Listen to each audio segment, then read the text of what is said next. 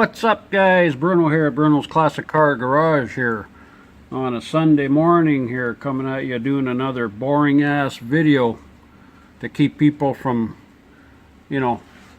following my channel.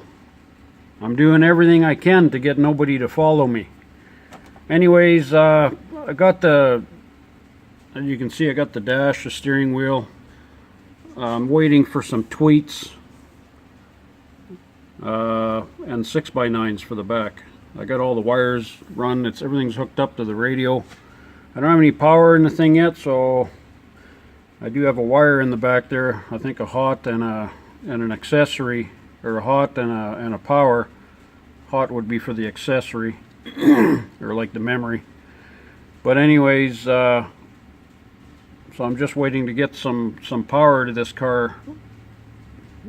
Just to wire in the power to the stereo, but everything else is wired in. But see how nice that looks? Fits like a glove. Has that retro look, and they give you a couple of different faces here for the different size openings in your dash. And this one's optioned up. It's an auto sound. Let's see here. What was it again here? Custom Auto Sound 740 series. See?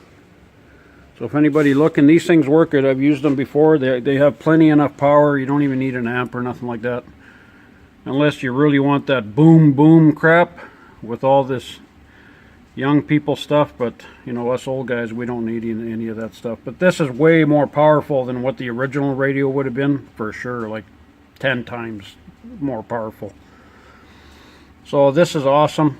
It's got the Bluetooth and, like for the hands-free. It's got all that crap. You can plug in it's got the HDMI plug for it and all that stuff. So you can do all your modern technology stuff with it. And I'm waiting for another wiper switch here still. So this face isn't really on that good, but I lost a button here. Well, I wasn't on here. Didn't really lose it. It's just missing. And then... yeah, and then the radio, they come with, you can either get the chrome knob or the one with the black face. I went with the black because the factory has a black knob on it, so keep everything kind of looking right. So that's about it. And then I can, once I got power to this thing and everything's working, then I can finally put the dash pad on and just kind of button that up. But that's about it for that kind of part of it. Looks pretty good. Steering wheel's all done and restored. Everything else. And then I did have to do some wiring again here. I got the wiring harness running here. And I did have to do some repairs on that side there. Rewrapped everything and all that kind of stuff. So that's all done. And then, like from the last video, I was looking for a dipstick. I did end up, there was a fellow that did end up commenting on my channel there about it, but I had already made contact with TA Performance in Arizona there. Really, really nice lady too.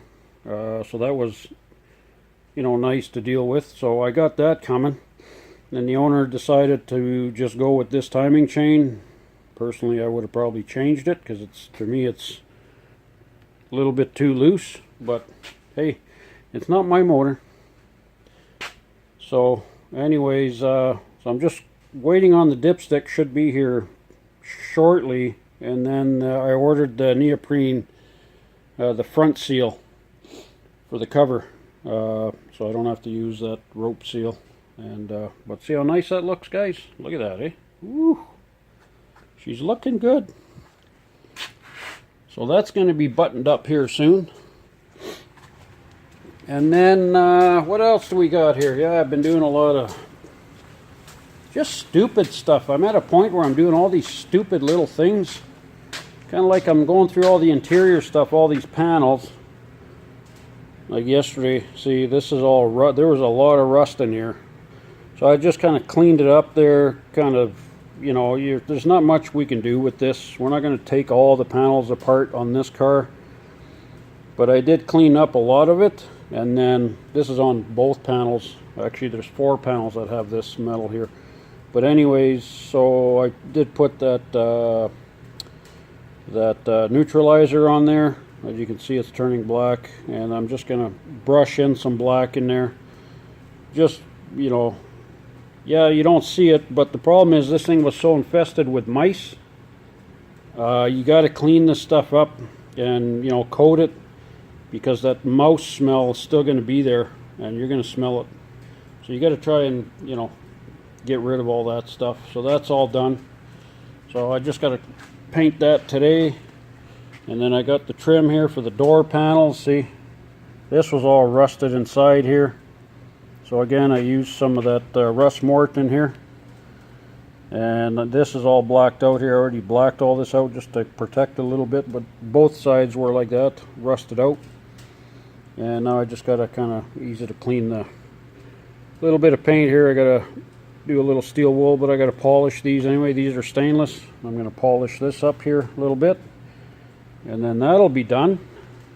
So yeah, there's a lot of just, man, I tell you, I really want to get past this. Same with these panels. See, these are the back, and it was the same kind of thing. Well, this one wasn't really that rusty, but I cleaned it. There was glue all over it. But just to coat it again, just trying to get rid of any kind of smell or whatever.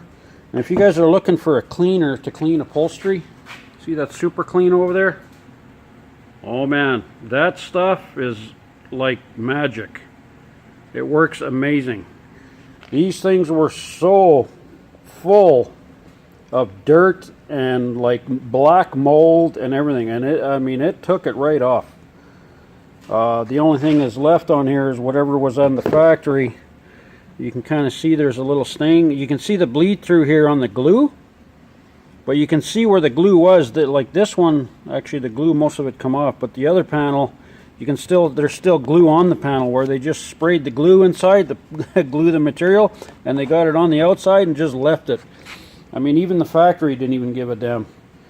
So, but yeah, you can see the yellow coming through from that yellow glue coming through on the material there. So I don't know if I'm gonna, I'm probably gonna spray these now. But if you guys are looking at spraying something like this, yeah, use that super clean with a Scotch-Brite pad and really scrub it. It'll prep it and clean it, everything all at the same time. Rinse it and dry it good, and then you're ready for your adhesion promoter and just spray it. It'll last forever.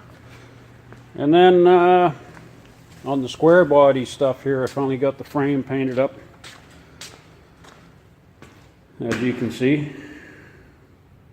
There's still some rust pitting. I'm not going to worry too much about that on the back, but the front looks really good. There's no rust up front here, where it kind of matters the most, up here when you open the hood or whatever. So that's all done. So that's all epoxied, and then a urethane top coat, like gloss top coat. It's a more industrial. It's Cloverdale, actually. Quite good, really good products for this kind of stuff, guys. Anybody's looking for something. So that's a Cloverdale epoxy primer sealer underneath, and then it's called Dura Prime, I believe it was. I use it lots. I can never remember the name of these things. Dura Prime, I'm pretty sure. And then the top coat, what the hell's the name of that top coat stuff? Something shield, I can't remember now, guys. But anyways, it's a high gloss. It's an industrial, not an ammo. It's a urethane, acrylic urethane, or you know, that type of thing. But it looks good, and now I'm ready to move this around and then start put my cab back on it and get this thing. Well, next time I'll do a video on this cab. You guys can kind of see what that's all about. So that's it for today, guys. I'm gonna keep plugging away here, and I'm gonna, you know, do another video here in the next few days. Okay, guys, have a good day.